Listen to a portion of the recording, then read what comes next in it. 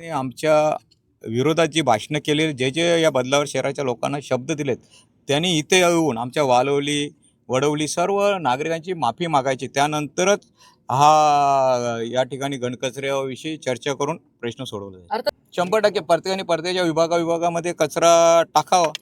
या ठिकाणचे जे आमदार होते ते लोक मला वाटतं महाराष्ट्र राज्याचं ते सांगतात सर्व ठिकाणी मी जिथे जाईल तिथं विकासाचं काम करू शकतो.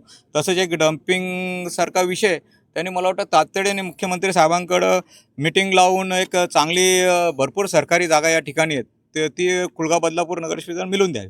काय वाटतं कोणी अरे देत नाही? बिलकुल सत्ता भाजपाच्या हातात नाही. आम्ही सुद्धा भाजपापेक्षा 2 नगरसेवक आमचे जास्त आहे.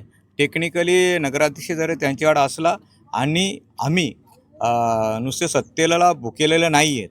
1995 पासून या शहरामध्ये शिवसेनेचा जो आलेख नगरसेवकांचा जास्त आहे तो सुद्धा आता या ठिकाणी आम्हाला बदलावरच्या जनतेने भरभरून दिलेलं आहे. काही ठिकाणी आता ठीक आहे, काही टेक्निकल गोष्टीवरती निवडणूक त्यांनी जिंकलेली आहे. मी महायुतीचा एक पदाधिकारी म्हणून बोलत नाही, पण ज्या दिवशी टाईम येईल त्या दिवशी मी त्याच्यावर बोलणारच आहे कशी निवडणूक. फक्त आता माझी एकच विनंती असेल त्यांना, तुम्ही जे जे या बदलावर शहरातल्या मतदारांना जो शब्द दिला आहे तो पूर्ण करण्याची जबाबदारी त्यांची आहे. आता टॅक्स मी सर्व बदलावरच्या जनतेला सांगणार आहे, कोणीही टॅक्स भरू नये.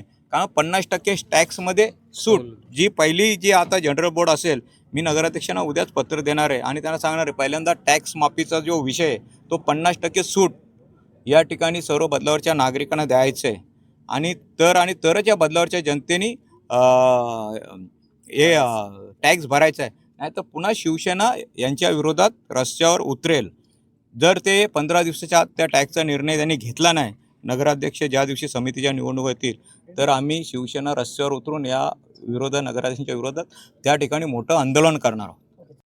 अल्पावधीतच लोकप्रिय झालेला भारताचा बुलंद आवाज आपला Bharat channel subscribe, share, like आणि कमेंट्स करायला विसरू नका.